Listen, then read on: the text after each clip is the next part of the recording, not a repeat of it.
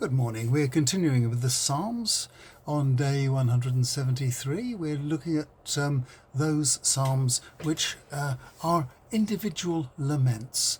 And today we're looking at this poor priest who has been exiled from the temple, and we're looking at his prayer, which forms certain parts of Psalms 42 and 43.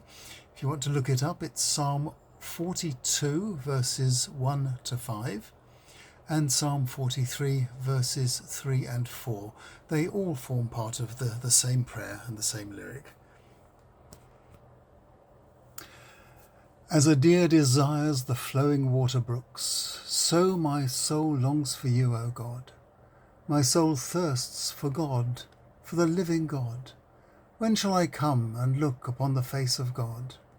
My tears have been my sustenance by day and night, while people taunt me continually, asking, "Where is your God?" I hark back to these things as I pour out my soul, remembering how I went along with the multitude, and I led them in procession to the house of God, with happy shouts and thanksgiving songs, a gathering keeping festival together. Why are you depressed, my soul? And why are you disturbed deep inside? Trust in God, for in the future I will praise him again, for he is my helper and my God. Oh, send me your light and your truth. Let them lead me. Let them bring me to your holy hill and to your tent. And then I will go to the altar of God, to God who is my surpassing joy, and I will praise you with the harp, O God, my God.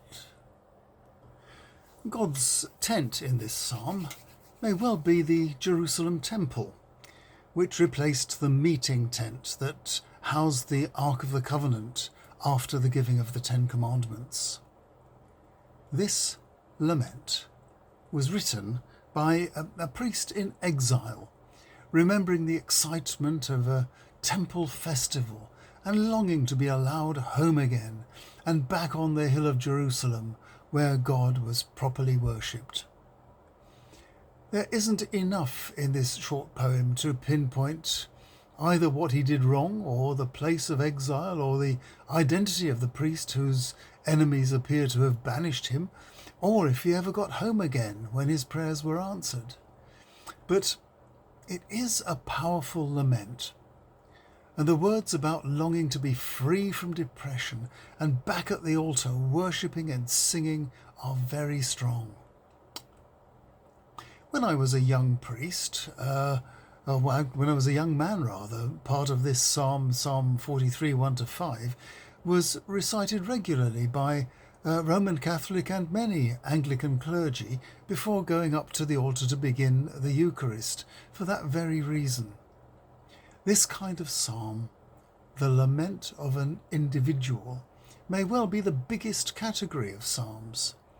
Possibly the most well-known is Psalm 51, which alleges it was written as an apology to God by King David, after the prophet Nathaniel informed him that God was aware of his sexual misdemeanor with Bathsheba. It has certainly been used forever afterwards as a model confession of sin. David has a number of laments attributed to him. You might like to cast an eye on Psalms 3, 5, 6 and 7, for instance. Now, tomorrow we're going to move on to something else. We're going to see the other side of this coin, and we're going to look at the Psalms of thanksgiving, the Psalms of praise. I'll see you then.